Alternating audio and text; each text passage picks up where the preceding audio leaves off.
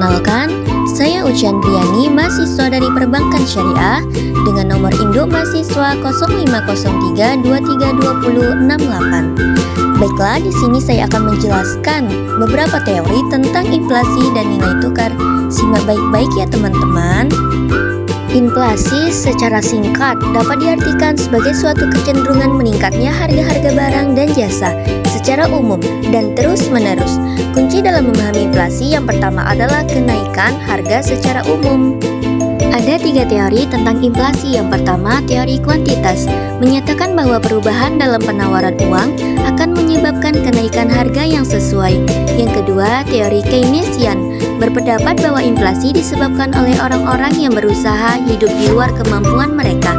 Yang ketiga, teori strukturalis, berdasarkan pada pengalaman inflasi di negara-negara Amerika Latin. Selain itu, ada beberapa penyebab inflasi. Yang pertama, inflasi tarikan, permintaan terjadi ketika permintaan barang dan jasa lebih tinggi dari pasokan, menyebabkan harga naik. Yang kedua, inflasi desakan biaya produksi, terjadi ketika harga bahan baku naik, membuat produsen menaikkan harga jual. Yang ketiga, inflasi akibat banyaknya uang beredar, terjadi ketika peningkatan uang yang beredar membuat harga barang dan jasa naik serta daya beli masyarakat turun. Inflasi tidak selalu berdampak buruk bagi perekonomian. Ada beberapa hal positif yang dapat muncul dari inflasi. Dampak inflasi dapat terlihat di berbagai bidang, baik yang negatif maupun yang positif. Beberapa bidang yang terkena dampak adalah pendapatan, ekspor, minat menabung, dan harga bahan pokok.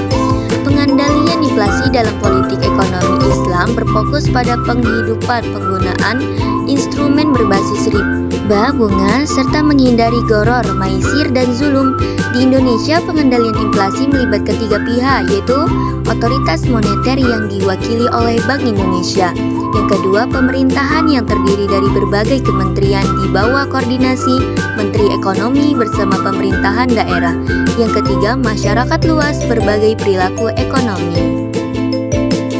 Selain itu, nilai tukar mata uang atau kurs adalah harga satu unit mata uang asing dalam mata uang domestik. Kurs sangat penting dalam perekonomian terbuka karena mempengaruhi neraca transaksi berjalan dan variabel makroekonomi lainnya. Dengan demikian, nilai tukar menunjukkan harga mata uang domestik dibandingkan dengan mata uang asing yang berdampak besar pada ekonomi suatu negara. Ada 3 faktor yang mempengaruhi permintaan valuta asing. Pertama, pembayaran impor. Jika impor barang dan jasa meningkat, permintaan valuta asing juga akan bertambah, yang dapat melemahkan nilai tukar. Yang kedua, aliran modal keluar. Semakin banyak modal yang keluar dari negara, semakin tinggi permintaan valuta asing yang juga bisa melemahkan nilai tukar.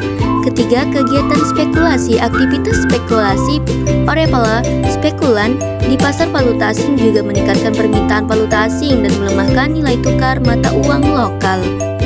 Inflasi dan nilai tukar sangat mempengaruhi kinerja perbankan syariah, terutama dalam pembiayaan, simpanan, dan stabilitas aset. Perbankan syariah harus mengembangkan strategi pengelolaan risiko sesuai dengan prinsip syariah untuk menghadapi perubahan ekonomi. Langkah yang bisa diambil termasuk diversifikasikan akad, indeksi nilai pembiayaan, dan manajemen risiko valuta asing yang sesuai syariah. Baiklah, itu saja yang bisa saya jelaskan. Saya pamit undur diri. Terima kasih. Wassalamualaikum warahmatullahi wabarakatuh.